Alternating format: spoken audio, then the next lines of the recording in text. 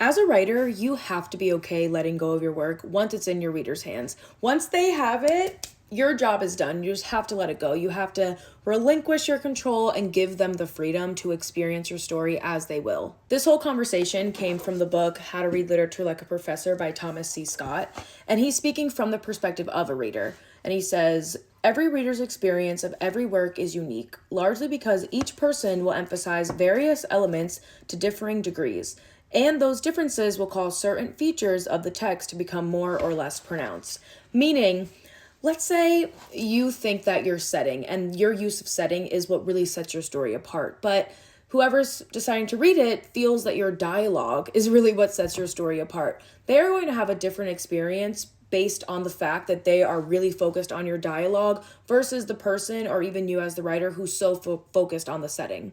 It's just going to be different experiences, which is going to produce different opinions, produce different reviews. It might be negative, positive, it might be neutral. It's going to differ and vary based on the reader. And again, as the writer, you have to give them that freedom. You have to be confident in what your role is as the writer and then what their role is as the reader. And that is giving them the permission to dislike, to harp in on certain things and not really focus on others. Furthermore, in the book, he says, sometimes we fill in spaces in ways not authorized by the text without ever noticing that we did so.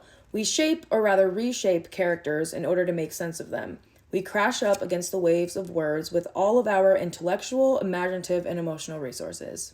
Basically, a reader is going to do what a reader wants to do. A reader is going to see the words you've written, and they are going to take it as they are. It's like that quote, we don't see the world as it is, we see the world as we are. And unfortunately, as a writer, if you are going to be so hung up on making sure that every single point in your book is completely understood or making sure that everyone has the same emotional reaction to it, you're going to be in for a lot of hurt and a lot of pain when reviews come in or when you hear from critics or anyone.